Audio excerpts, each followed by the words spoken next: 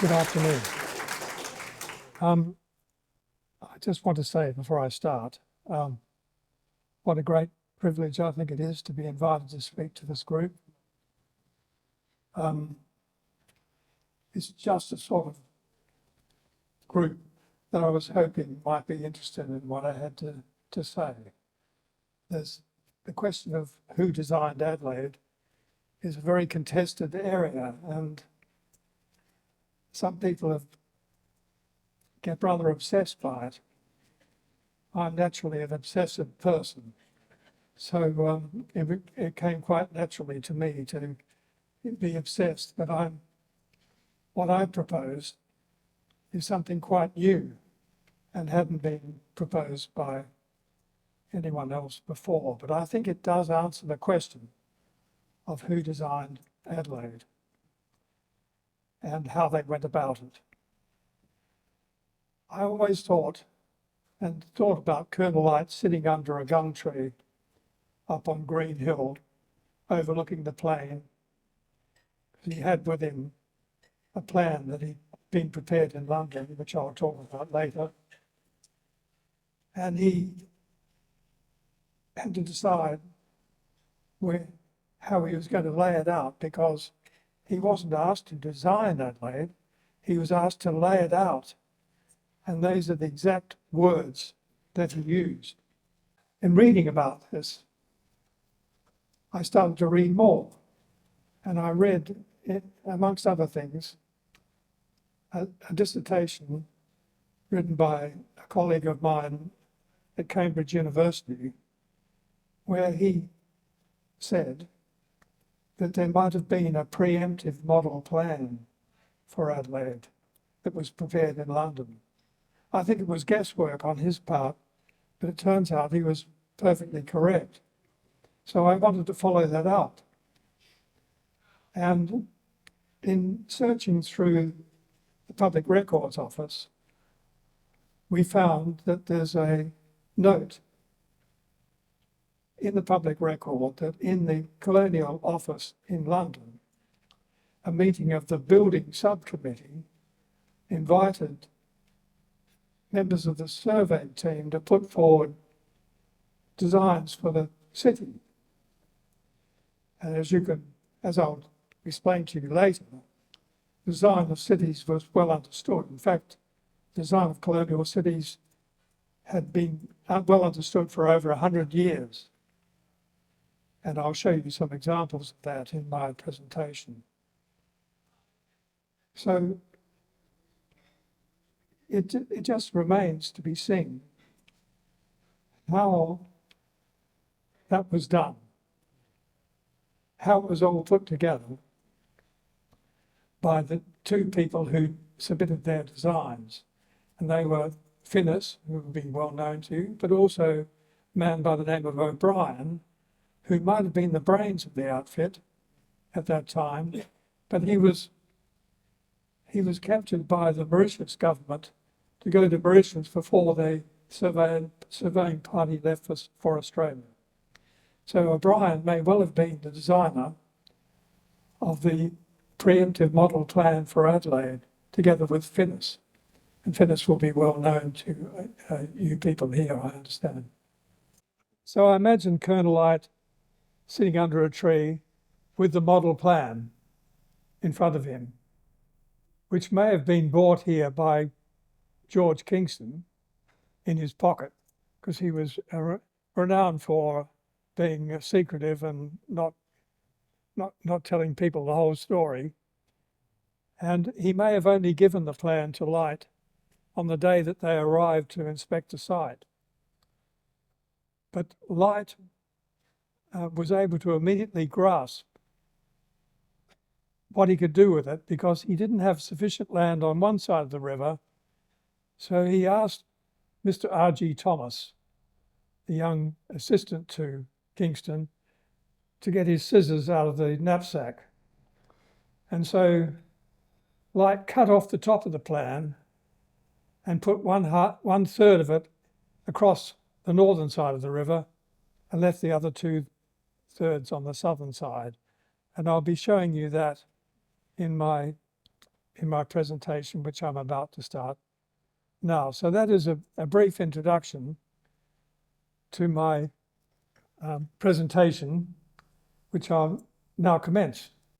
The most important thing about the plan is that it fitted the topography perfectly. And that was, I think, a great skill of Light's in the experience that he'd had in the Peninsular Wars of establishing military positions.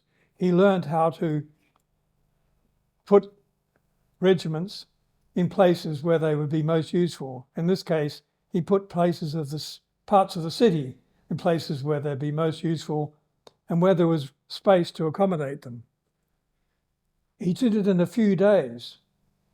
By February 7th, he knew exactly, in 7 days, he knew exactly, in principle, what he was going to do. And I'll show you a plan that relates to that. It wasn't an isolated example of genius. It was a team effort because he relied upon not only the people who'd prepared the preemptive plan, but also on his surveying team, including Mr. R.G. Thomas, who was only 16 years old at the time, and I'll explain more about him later, to assist him in putting it all together, because remember that he was suffering severely from tuberculosis. And finally, I want to mention on this slide that the design of cities was well understood for over 100 years because of the experience of establishing colonial cities in North America.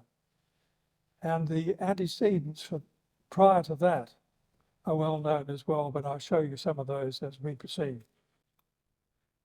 So we had the preemptive model plan, the model plan prepared in London, the capital city.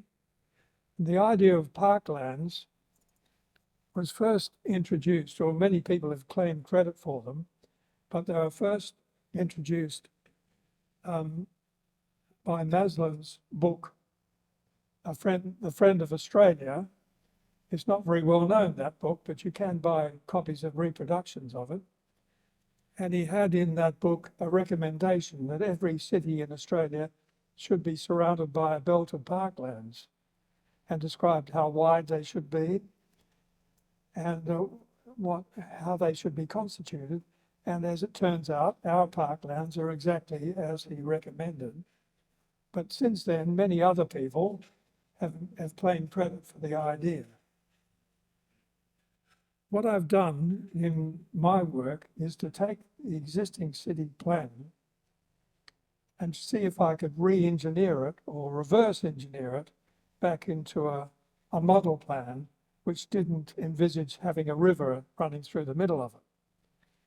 Because as I explained before, the plan had to be split on both sides of the river. So I thought, take the river away and reverse engineer it. And I found to my amazement that it all fell into place almost immediately. I tried a number of different examples of how to do it, but there was only one real way that it all could fall into place.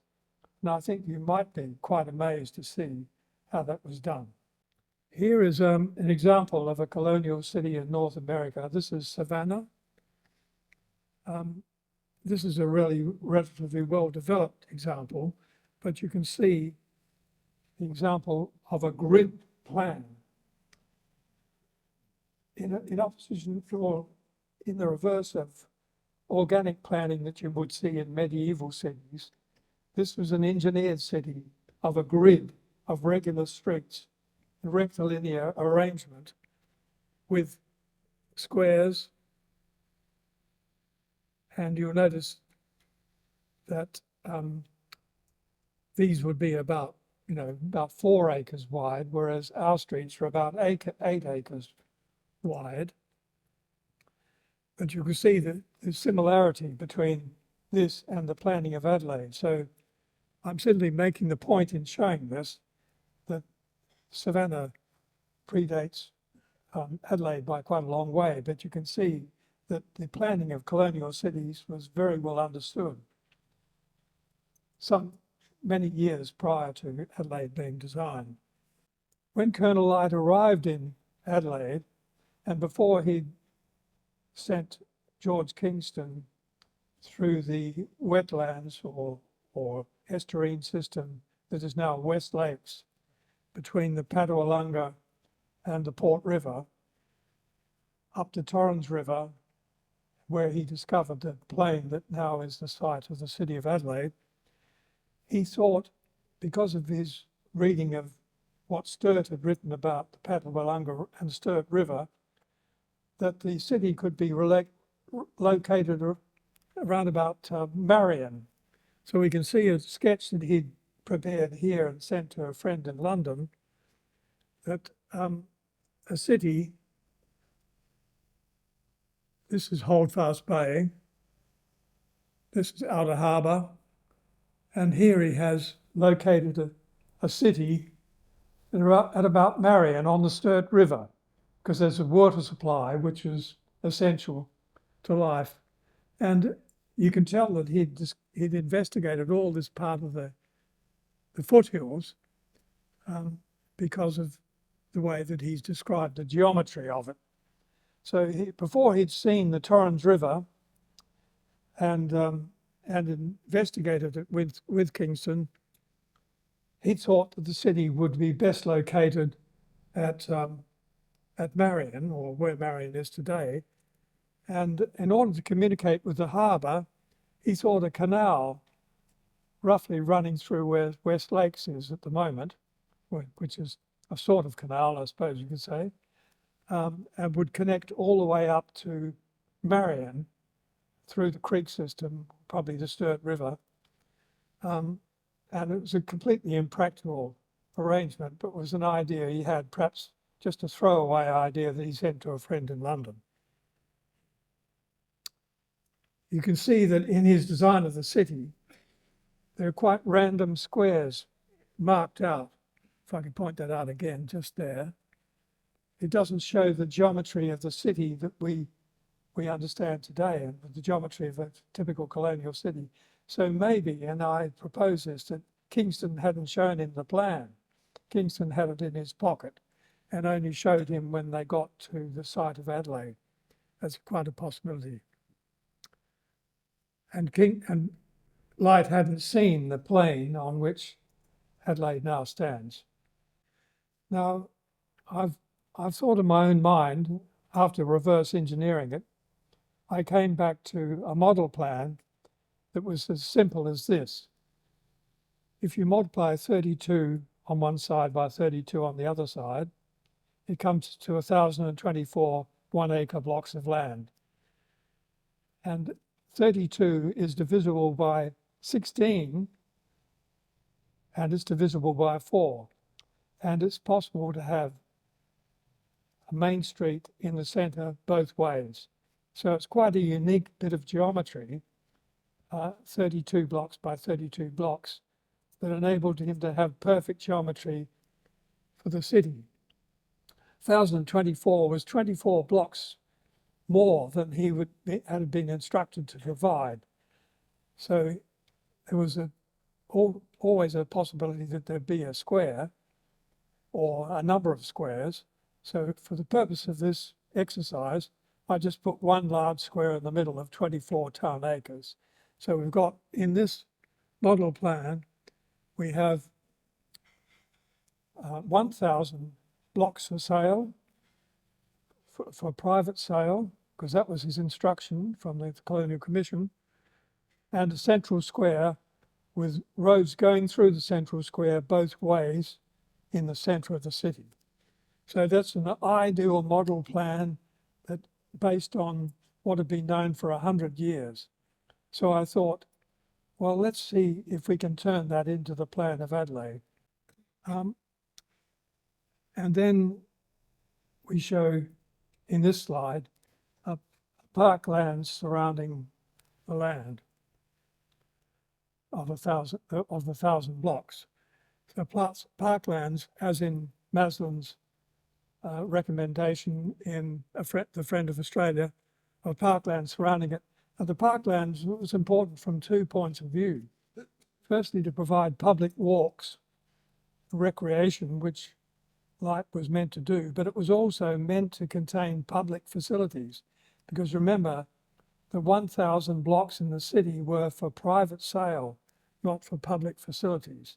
So any public facility that went in the city area, compensation had to be found by adding on further blocks, because he had to have 1,000 blocks for sale, because that was the economic model.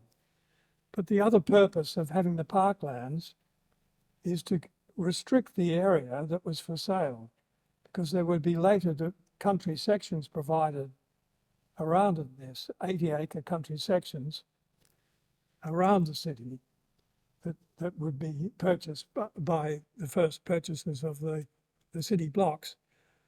But this created a buffer zone between the city and the country. So by restricting supply, it created a value for the land in the city. And everyone who wanted an 80-acre block had to buy a block of land in the city to be eligible to buy into a country section. So this is not a terribly good slide, but I can point out to you that here is the topography with the river running through the middle. And Light, when he came, he had his temporary office about where the Royal Adelaide Hospital is at the moment. And he discovered that there was an escarpment along where West Terrace is. You can see the land falling away there. And along the edge of the river, he found there was an equally useful escarpment. So he had a nice right angle in there, and he could poke the city into this corner, or the 2/3 that he thought that he could fit at this end. The reason he couldn't put the whole city here on this side was A, he wanted to have more use of the river in the middle, and B, because there was a creek line over on this side by West Terrace. Now there's been frequent flooding of this area, and we've now got wetlands there to prevent the flooding. But there was also a creek line that runs into the Botanic Gardens. So this creek line here running into the Botanic Gardens restricted the distance he had from this escarpment to this end by one acre block, and that became very important, as I'll show you in another slide. So apart from that, you can see that he established in North Adelaide that there was, firstly in South Adelaide, there was a lovely, reasonably flat area which had a fall from this corner down to that corner, so that drainage would be quite possible. So this was a perfect area to create a city. There was a flat area up in this part of north of the river, and there's another little flat area in here, and there was a similar area along here that was not quite as flat, but reasonably useful. So he established set out lines. Firstly, these two set out lines, the limit here and the limit there, and the set out lines in North Adelaide, there, and there. They were his, and he made them parallel to the river. You can see that it's parallel to this bit of river, parallel to that bit, and here parallel to that bit there. So he was setting back in a way that was geometrically sensible, of equal distance from the river. But overall, you can see that there's a radius here from this central point. And this, to Light, was the center of the universe, Government House. So he decided that nothing should be more than 1.4 miles from the governor. So he drew this radius here and there, and he made a decision not to put any part of the city outside of that radius if he could help it. He didn't quite succeed, but very close. Okay, I showed you the model plan before. So what he did was to get up, ask Mr. Thomas to pass in the scissors, and he cut off the top 1/3. Oh, you can see the creek line running through here. And so you see it intersected with this last 1 acre block. So in the next slide, you'll see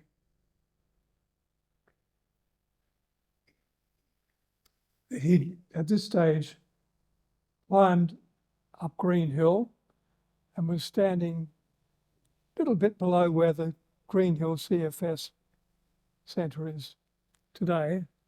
Andrew Davies and I walked up there the other day to take some photographs from there. And he drew what he thought was his initial idea. This is on February the 7th. You can see the 2/3 of the city on one side, and then the river through the middle, and 1/3 of the city on the other side, except that he cut the end off, the 1/3, and put it on Montefiore Hill, because that was a useful piece of land that he didn't want to give up, quite an interesting prominence, and he thought it might be useful. This is a sketch by light, which is full of notes, and Andrew Davies and I and another couple of friends have transcribed these notes, and I've included them in my book. If anyone's interested in purchasing my book afterwards, you can see this plan, this sketch by light, and the notes transcribed to explain what the various parts of it are. So here is an enlargement of that little sketch by light from Green Hill on February the 7th. And here I've interpreted it in my little model plan. I've taken the end bit off the top third and put it on Montefiore Hill. And I've distributed the squares, the 4 squares like there, and there, and added another square in the middle. So I'm now 8 town acres short, which have to be found at some time, because these are 4 squares of 6 town acres, which is the 24, which I had previously had in the middle. So I've got another 8, which is Victoria Square, and I've got to find. So that becomes very important at the very end of this exercise. So this is what light drew. So I think it shows pretty clearly that the prospect of it being a larger plan and just cut up into 3 pieces is a very realistic possibility. And you see that in this corner where the creek line runs through here, he chopped those blocks out over this distance of the creek line. And this creek line becomes terribly important later on East Terrace, because you know that the stepped nature of East Terrace relates to this creek line. So he put those blocks here. Now, this is a little story aside from what I've been talking about, but it's a good time to introduce it. That the whole idea of rectilinear, this kind of grid planning that I've been showing you, dates right back to Roman times, and the great architect Vitruvius, the Roman architect Vitruvius, who wrote his 10 books of architecture, which Gavin Walkley was still teaching us about in the 1950s at the School of Mines and Industries. And we learnt what Vitruvius had to say about city design back in the 1950s. So Vitruvius did the initial work, and Gavin Walkley said that he thought Adelaide could have been based on a Roman camp plan. And he's the only person to have really twigged to how it was done. And of course it's based on a Roman camp plan, but not directly back to the Romans and Vitruvius, but through the Renaissance. And we can find that in here we have the plans of Cataneo's plan in the Renaissance for a model plan in Italy, which shows almost exactly the geometry of the Adelaide plan. Now that is an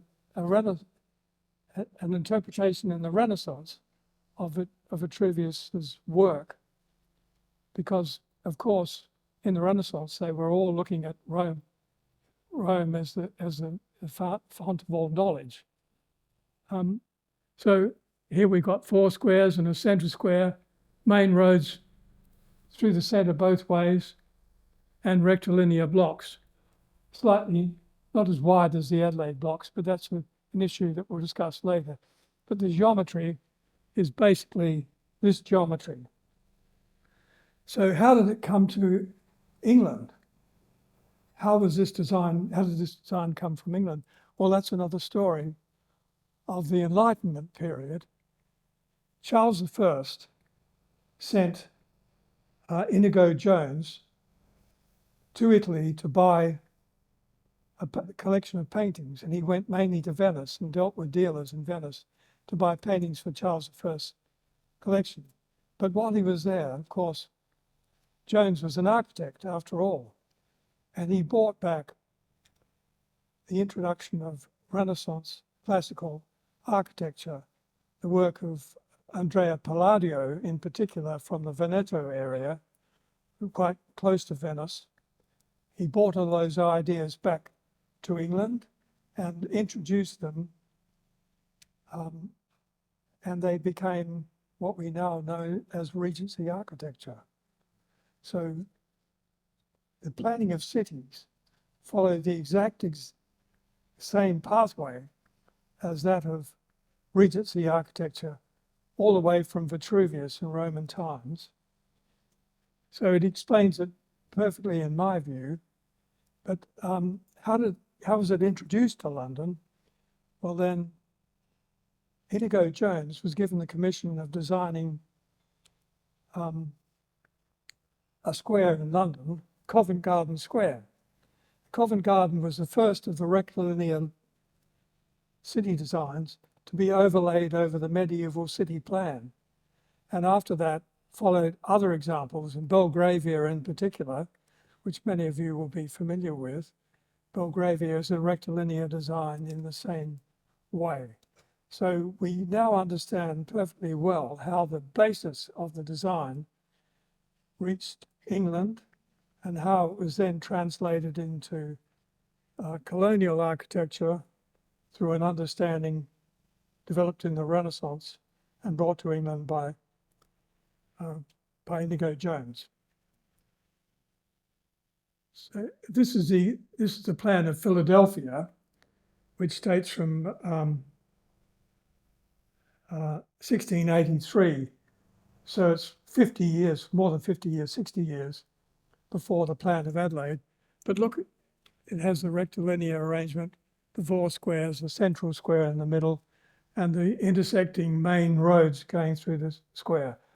So I don't think there's any doubt whatsoever that the design of colonial cities was well known, and Finnis and O'Brien would have had no trouble establishing the geometry and submitting it as part of the competition that was held in London to design the City of Adelaide.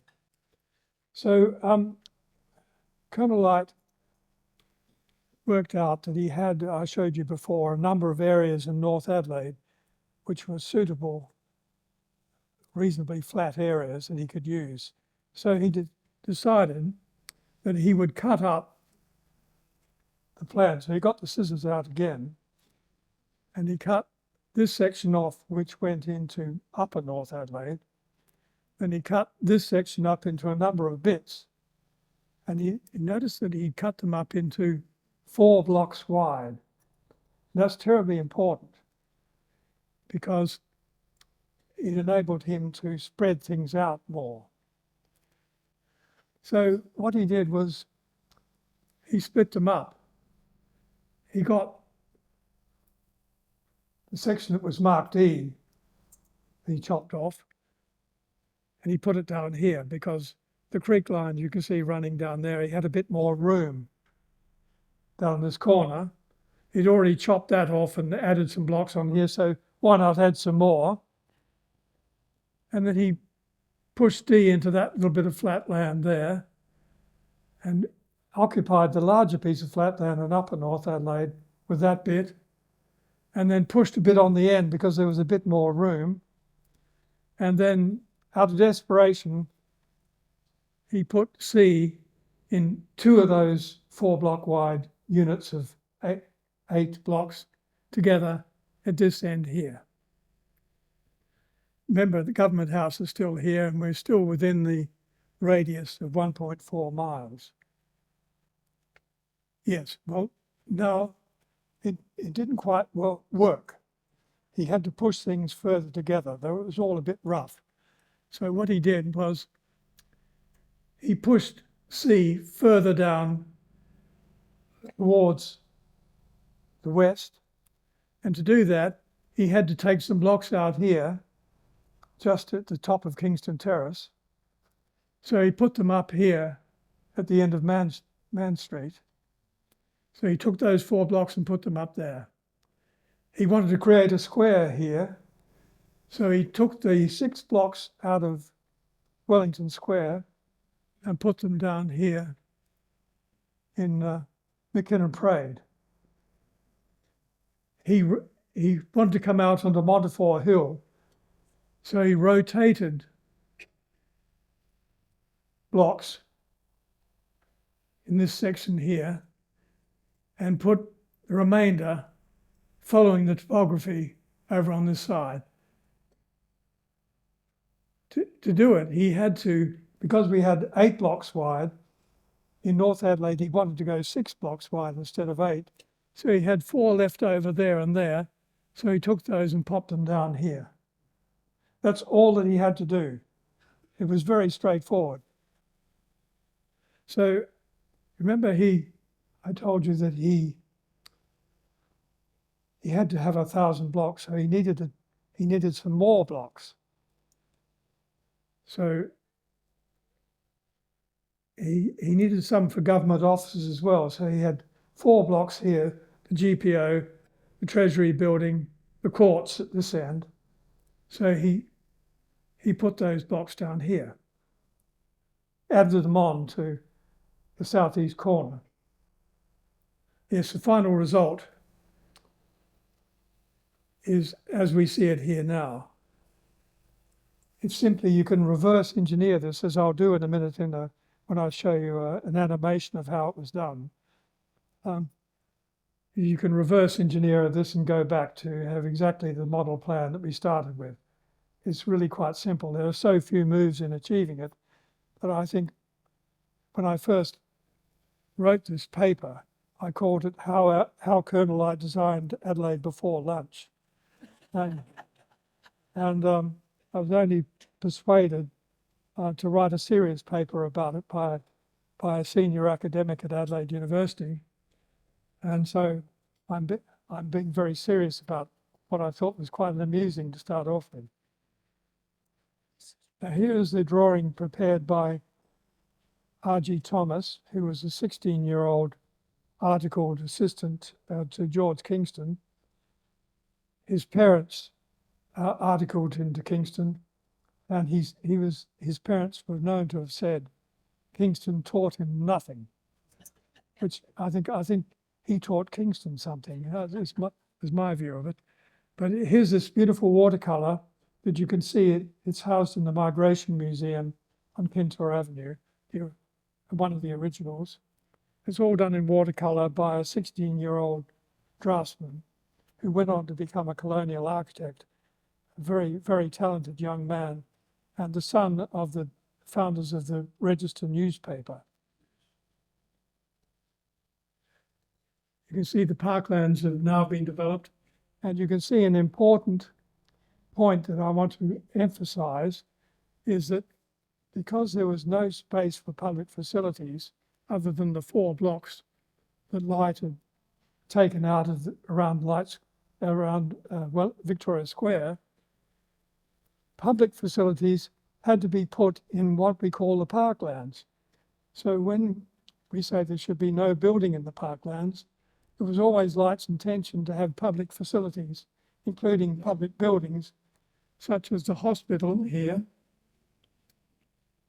the Armoury and Police Barracks, which still stand today at the back of the museum, Government House, there's a native school up here, and other facilities in the parklands, which show on other maps, but the cemetery here as well. So it was always intended by Light to have public facilities, but not private development in the parklands. And so we can blame the current government, I think, for stepping aside from that rule. Very unfortunately, let's hope it's contained to just behind Parliament House. There's no guarantee of that unless we're all vigilant. So this is a plan showing a detail of North Adelaide, and interesting to see this is very Victorian, these little walks in the squares. They were called by the colonists twistifications, and they occur in all of the squares. You can see here is the store and the school, the barracks and the government domain. In South Adelaide, you can see the original government domain was meant to be right at the end of King William Street. So the government house would have a vista all the way down King William Street, and it was intended to put a cathedral in the square. But due to the politics of the day, it wasn't able to be achieved, and the cathedral went to North Adelaide. So many people have criticised, including Archibald Grenfell Price, criticised the design of Adelaide in that 8-acre blocks together were too wide and it didn't allow enough communication between one street and the other. But as you can see, this is a map I've drawn of all the little lanes that have been built. And the lanes have increased intensity according to what was needed in the particular locality. So in North Adelaide, you see very few lanes in the western end of North Adelaide because there are grand houses there and they didn't need lanes and didn't want them. But in parts of the southwest corner, you see there are many, many lanes because people needed to communicate from one side of the street, one street to another. And you could take commercial advantage of building smaller streets. And of course, Gawler Place is a prime example of a street being created to provide better accessibility to the city. So now I'm going to show you an animation of how it was done. I'll try to keep up with it, but here's the topography with a radius of 1.4 miles, and here are the areas that Light identified for the city, and showing here that he couldn't build at this end.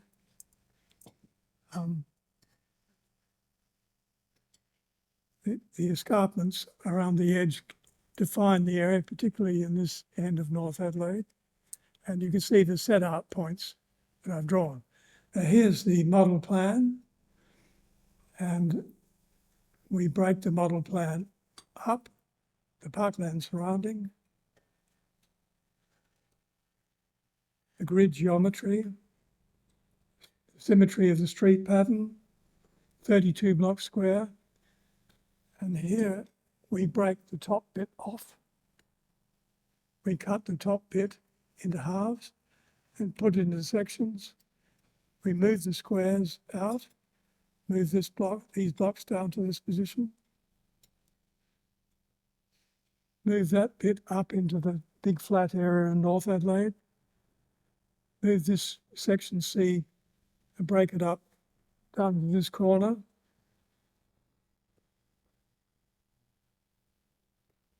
move those two sections there, and then pull it all together.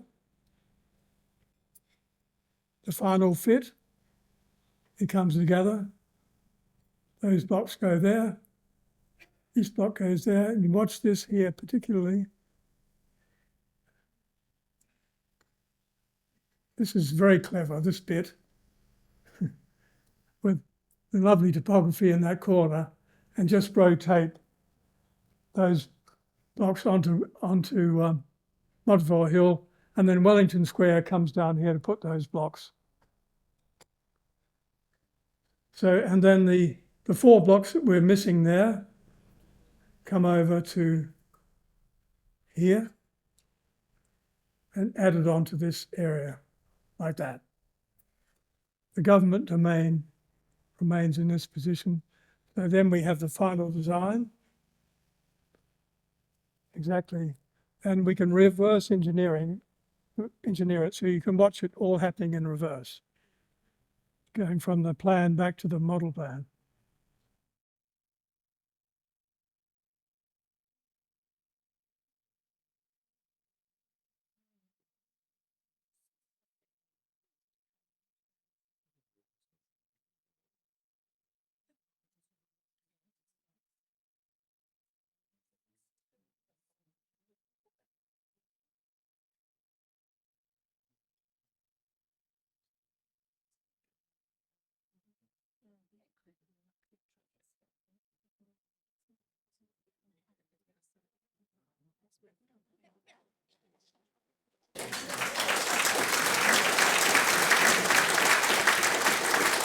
So my conclusion is that Colonel Light did have a model plan, but it was designed in London as by Finnis and O'Brien, that Kingston kept it in his pocket and didn't show Light until the last minute. But Light, being a brilliant man and having great experience in the Peninsular Wars, was able to cut it all up and distribute it over the topography. And we're, I think, a work of great genius nevertheless. Since writing this, I've thought, well, if that's the case with establishing a city, surely the rest of the history of the settlement of South Australia deserves a bit of a look. So I particularly followed the exploits of Colette Barker, who was sent to explore the eastern coastline of St Vincent Gulf. And Andrew Davies and I went up to DeWitt and Klein. We drove up there to the point that Colette Barker stood on Green Hill, having walked all the way from Noarlunga with his party, and had a look at what he saw from there. And it seems pretty obvious that similarly, things have been missed in the history of writing the settlement of South Australia. And I've written a second book of that history, and I'm hoping it will be published at the end of the year. And with a bit of luck, I might be invited back to talk about that. Thank you very much.